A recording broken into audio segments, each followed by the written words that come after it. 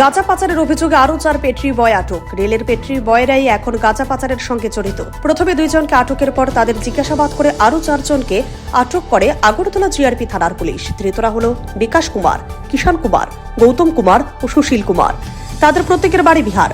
রানী কমলাবতী এক্সপ্রেসে করে গাঁজা বিহারে নিয়ে যাওয়ার উদ্দেশ্য ছিল তাদের। সোমবার ধৃতদের পুলিশ রিমান্ড চেয়ে আদালতে তোলা হয়। ধৃতরা দেওঘর এক্সপ্রেসে পেট্রি বয় হিসেবে কাজ করত।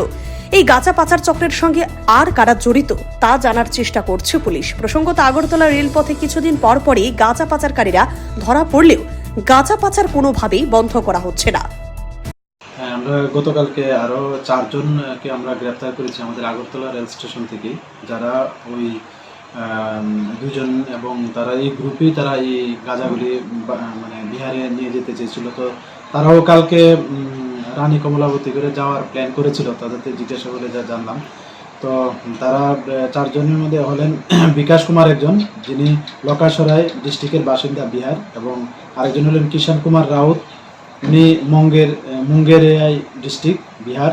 আরেকজন গৌতম কুমার, উনি বাগেশ্বরাই, এবং সুশীল কুমার বাগেশ্বরাই ডিস্ট্রিক্ট। তারা প্রত্যেকেই বিহারের বাসিন্দা। তো তাদেরকে আজকে আমরা মহামান্য আদালতে প্রেরণ করেছি এবং পুলিশের মানও চেয়েছি।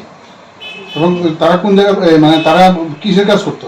তারা অ্যাকচুয়ালি যে দেওঘর এক্সপ্রেস ছিল, এটার মধ্যে তারা পেন্ট্রি বয় হিসেবে কাজ করতো, যে যা মোবাইল ক্যাটার হিসেবে তারা বিভিন্ন মানে খাওয়া টাওয়া এগুলি সার্ভ করতো আর কি। Bureau report, CRE TV.